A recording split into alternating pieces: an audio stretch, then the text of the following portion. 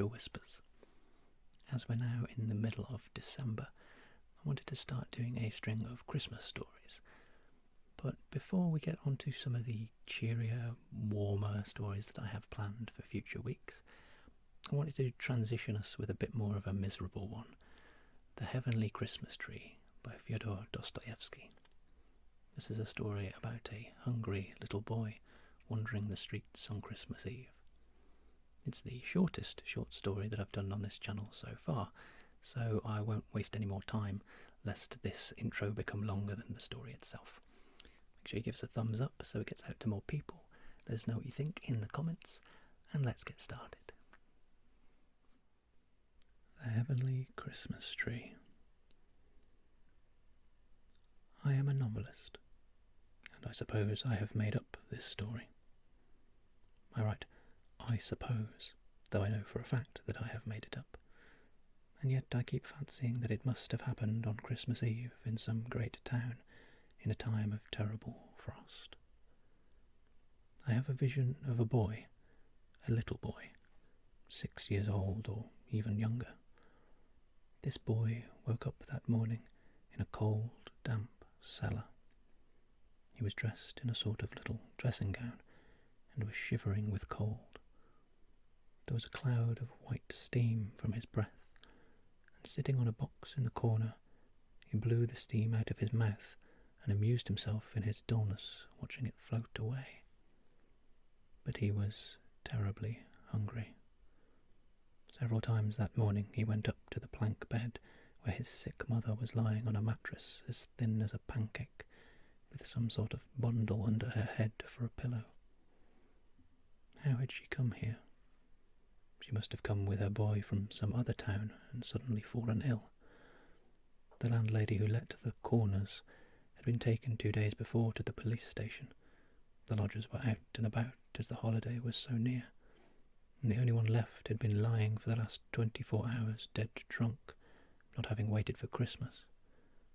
In another corner of the room, a wretched old woman of 80, who had once been a children's nurse, but was now left to die friendless, was moaning and groaning with rheumatism, scolding and grumbling at the boy, so that he was afraid to go near her corner. He had got a drink of water in the outer room, but could not find a crust anywhere, and had been on the point of waking his mother a dozen times. He felt frightened at last in the darkness. It had long been dusk, but no light was kindled. Touching his mother's face, he was surprised that she did not move at all, and that she was as cold as the wall. It is very cold here, he thought. He stood a little, unconsciously letting his hands rest on the dead woman's shoulders. Then he breathed on his fingers to warm them, and then quietly fumbling for his cap on the bed, he went out of the cellar. He would have gone earlier, but was afraid of the big dog which had been howling all day at the neighbour's door at the top of the stairs. But the dog was not there now, and he went out into the street.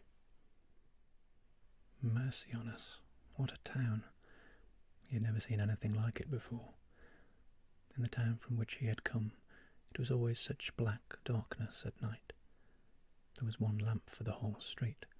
The little low-pitched wooden houses were closed up with shutters. There was no one to be seen in the street after dusk. All the people shut themselves up in their houses, and there was nothing but the howling of packs of dogs, hundreds and thousands of them barking and howling all night. But there it was so warm, and he was given food, while here, oh dear, if he only had something to eat. And what a noise and rattle here, what light and what people, horses and carriages, and what a frost. The frozen steam hung in clouds over the horses, over their warmly breathing mouths. Their hoofs clanged against the stones through the powdery snow, and everyone pushed so, and, oh dear, how he longed for some morsel to eat, and how wretched he suddenly felt. A policeman walked by and turned away to avoid seeing the boy.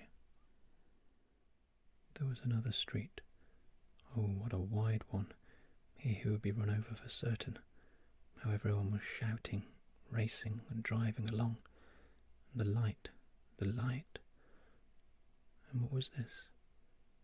A huge glass window, and through the window a tree reaching up to the ceiling. It was a fir tree, and on it were ever so many lights, gold papers and apples and little dolls and horses, and there were children, clean and dressed in their best, running about the room, laughing and playing and eating and drinking something. And then a little girl began dancing with one of the boys. What a pretty little girl. And he could hear the music through the window. The boy looked and wondered and laughed, though his toes were aching from the cold, and his fingers were red and stiff, so that it hurt him to move them. And all at once the boy remembered how his toes and fingers hurt him, and began crying, and ran on. And again, through another window pane, he saw another Christmas tree, and on a table cakes of all sorts, almond cakes, red cakes and yellow cakes, and 3 grand young ladies were sitting there, and they gave the cakes to anyone who went up to them, and the door kept opening. Lots of gentlemen and ladies went in from the street. The boy crept up, suddenly opened the door and went in. Oh, how they shouted at him and waved him back. One lady went up to him hurriedly and slapped a kopeck into his hand, and with her own hands opened the door into the street for him. How frightened he was. And the kopeck rolled away and clinked upon the steps. He could not bend his red fingers to hold it right. The boy ran away and went on, where he did not know. He was ready to cry again, but he was afraid, and ran on and blew his fingers. And he was miserable because he felt suddenly so lonely and terrified, and all at once, mercy on us. What was this again? People were standing in a crowd admiring. Behind a glass window there were 3 little dolls, dressed in red and green dresses, and exactly as though they were alive. One was a little old man, sitting and playing a big violin. The 2 others were standing close by and playing little violins, and nodding in time, and looking at one another, and their lips moved. They were speaking, actually speaking, only one couldn't hear through the glass. And at first the boy thought they were alive, and when he grasped that they were dolls, he laughed. He had never seen such dolls before, and had no idea there were such dolls. And he wanted to cry, but he felt amused by the dolls. All at once he fancied that someone caught at his smock behind. A wicked big boy was standing behind him, and suddenly hit him on the head, snatched off his cap and tripped him up. The boy fell down on the ground. At once there was a shout. He was numb with fright. He jumped up and ran away. He ran, and not knowing where he was going, ran in at the gate of someone's courtyard, and sat down behind a stack of wood. They won't find me here. Besides, it's dark. He sat huddled up and was breathless from fright, and all at once, quite suddenly, he felt so happy.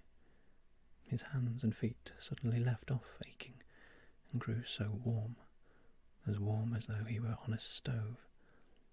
Then he shivered all over. Then he gave a start. Why, he must have been asleep.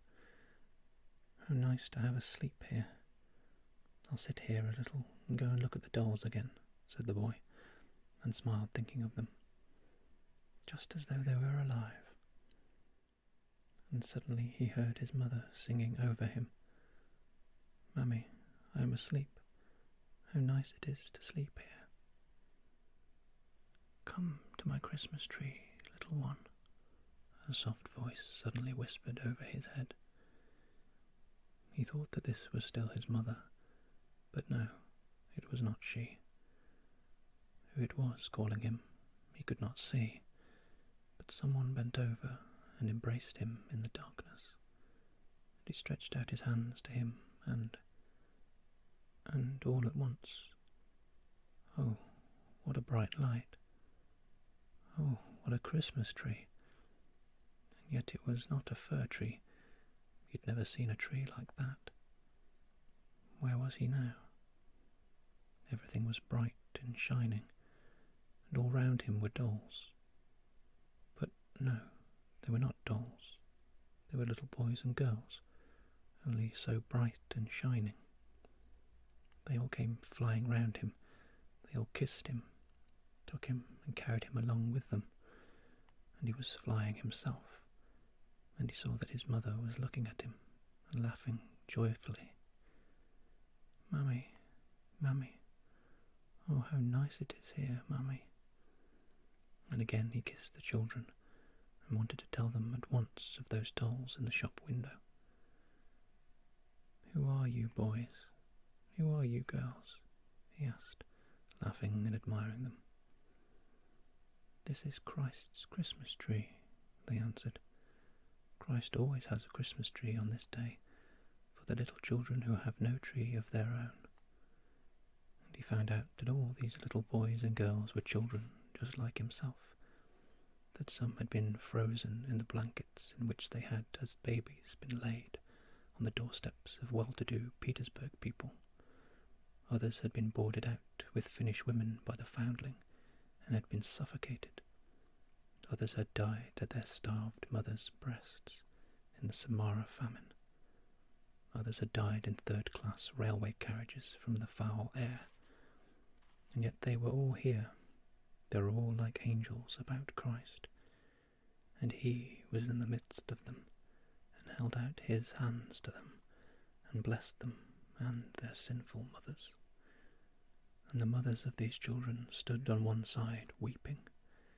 Each one knew her boy or girl, and the children flew up to them and kissed them and wiped away their tears with their little hands and begged them not to weep because they were so happy. And down below in the morning the porter found the little dead body of the frozen child on the wood stack. They sought out his mother too. She had died before him.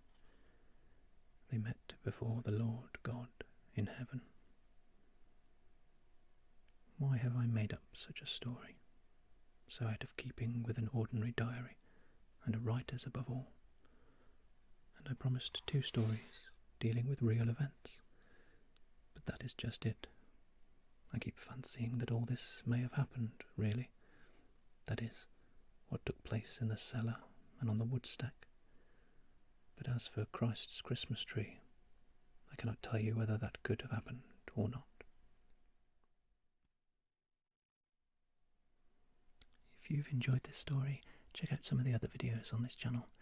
Next up, we have a slightly longer and slightly cheerier Christmas story from Thomas Hardy.